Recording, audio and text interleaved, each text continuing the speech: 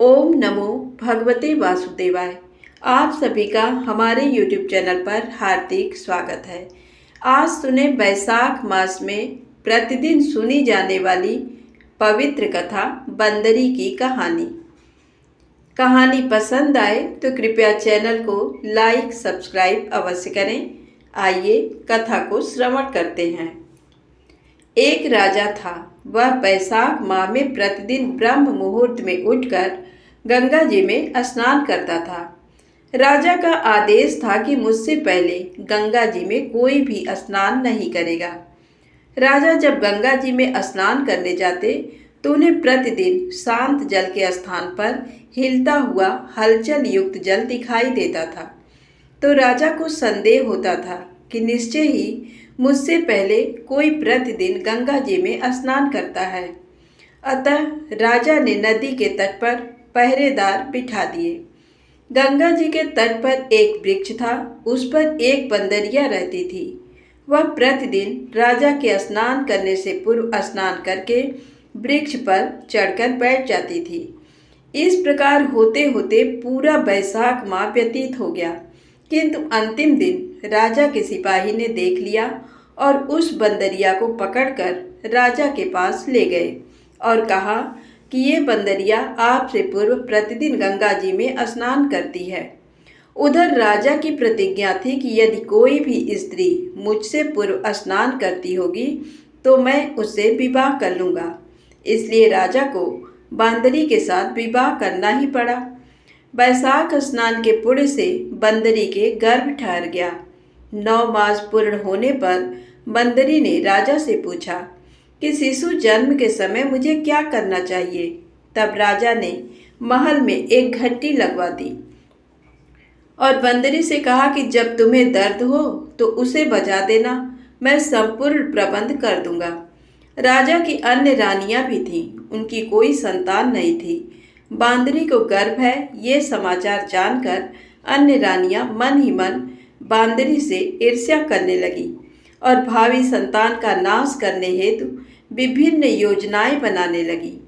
घंटी लगी देखकर एक रानी ने बंदरी से इसका कारण पूछा। बंदरी ने संपूर्ण वृत्तांत बता दिया। रानी ने बकाया कि एक बार घंटी बजाकर तो देख कि राजा आते हैं या नहीं। बंदरी ने घंटी बजाई तो राजा दौड़े दौड़े महल में आए और घंटी बजाने का कारण पूछा। इस पर बंदरी ने उत्तर दिया कि मैंने तो रानियों के कहने पर घंटी बजाई थी। तब रानियों ने राजा से कहा कि ये तो पशु और न जाने कितनी बार घंटी बजाएगी। इस प्रकार कहकर उन्होंने घंटी को हटवा दिया।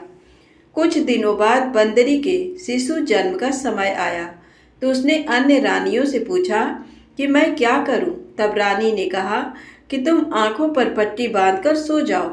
बंदरी के वैशाख माह के स्नान के पुण्य प्रताप के रूप में एक सुंदर पुत्र हुआ। शिशु के जन्म होते ही उसके रोने से पूर्व ही रानियों ने उसे एक टोकरी में रखकर दासी को दे दिया और आदेश दिया कि इसे नदी में बहाकर आओ और उस शिशु के स्थान पर एक पत्थर रख दिया। राजा को भी कहलवा दिया कि बंदरी ने एक पत्थर को जन्म दिया। राजा ने सुना तो उन्होंने भी संतोष कर लिया कि जब दूसरी रानियों के संतान नहीं है तो ये तो बंदरी है, इसके क्या संतान होगी।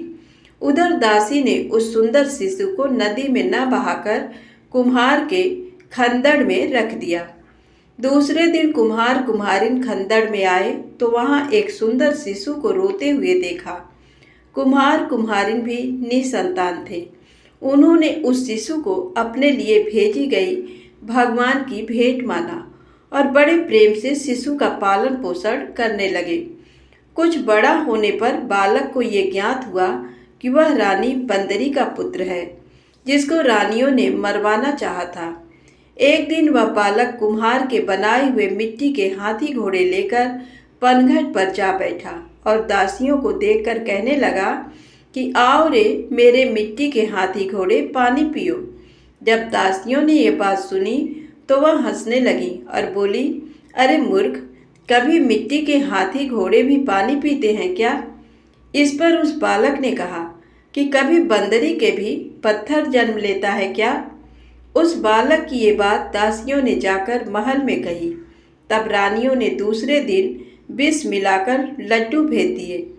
ईश्वर की कृपा से लड्डू गोंद और बादाम के हो गए और उन लड्डू को खाने से उस लड़के की मृत्यु नहीं हुई। ये समाचार दासी ने रानी को कहा और रानी ने राजा से कहकर कुम्हार को देश निकाला दिलवा दिया। कुम्हार वन में रहने लगा। तत्पश्चात अगले वर्ष माता गणगौर के पूजन का दिन आया तो वह बांदरी का पुत्र 108 करवे और 108 गोली लेकर तथा घड़े में पानी भरकर बगीचे के बाहर बैठ गया। उधर राजा की और साहूकार की पुत्रियां गणगौर मनाने के लिए मिट्टी लेने के लिए आईं तथा बगीचे में खेलने और झूलने लगी। इस कारण कुछ समय बाद उन्हें प्यास लगी। तब उन्होंने उस बंदरी के पुत्र से जल पिलाने के लिए कहा तो उस बालक ने उत्तर दिया कि मेरे पास एक गोली है, उसे खाते जाओ और मेरी चारों ओर फेरे लगाते जाओ, तब मैं तुम्हें जल पिलाऊंगा। इस पर पहले तो कन्याओं ने मना किया, किंतु प्यास तीव्र होने के कारण मान गई। इस प्रकार गोली खाने और उस युवक के साथ फेरे लेने से वह गर्भवती हो गई। बाद में जब उनके माता पिता को ये ज्ञात हुआ तो वह सभी कुम्हार के पास आए और संपूर्ण वृत्तांत सुनाया तथा कहा कि तेरे पुत्र ने हमारी कन्याओं से विवाह किया है, अब तुम्हें इन्हें अपने पास रखना होगा। तब कुम्हार ने निर्धन होने के कारण असमर्थता व्यक्त की।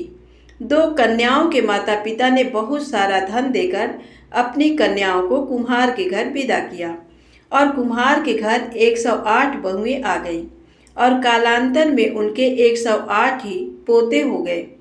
कुम्हार ने समस्त नगरी को भोजन हेतु निमंत्रण दिया और राजा को भी बुलवा दिया। राजा के यहाँ से रानी बंदरी के अतिरिक्त सब लोग भोजन हेतु पधारे। तब राजकुमार राजा की आज्ञा लेकर बंदरी को लेने रथ पालकी लेकर गया और लाकर सभा में सबसे ऊंचे स्वर्ण आसन पर बिठाया। राजकुमार ने अपनी सभी पत्नियों को समझा दिया था कि बंदरी मुझे जन्म देने वाली माता है। एक एक बहू रानी बंदरी के चरण स्पर्श करती गई और एक एक सोने का सिक्का और पोते को गोद में देती गई। जब राजा और अन्य रानियों ने ये सब देखा तो कुम्हार के पुत्र से इसका कारण पूछा। रानियों को तो संदेह होने लगा कि ये अवश्य ही बंदरी का पुत्र है। इसलिए रानी रूठकर राजा को कहने लगी कि कुम्हार के पुत्र ने हमारा अपमान किया है और बंदरी का सम्मान किया है, अतः हम लौट कर जा रही हैं। इधर राजा को पुत्र के जन्म का संपूर्ण रहस्य ज्ञात हो गया था, इसलिए उन्होंने रानियों को देश निकाला दिया और अपनी सभी पुत्र वधू एवं पौत्रों को लेकर महल में आया और राजकुमार का राज तिलक हुआ। कुम्हार कुम्हारिन को राजकुमार ने महल में रहने के लिए निवेदन किया, किंतु वह नहीं माने। तब राजा ने उन्हें ढेर सारा धन दिया। बैसाख स्नान का इतना महत्व है तो सबको बैसाख स्नान करना चाहिए। बंदरी ने बैसाख स्नान किया तो उसे राजा का राज्य, पुत्र, बहुएं आदि प्राप्त हुई। ईश्वर जैसे बंदरी को पुण्य मिला, इस प्रकार हमें भी पुण्य देना। धन्यवाद।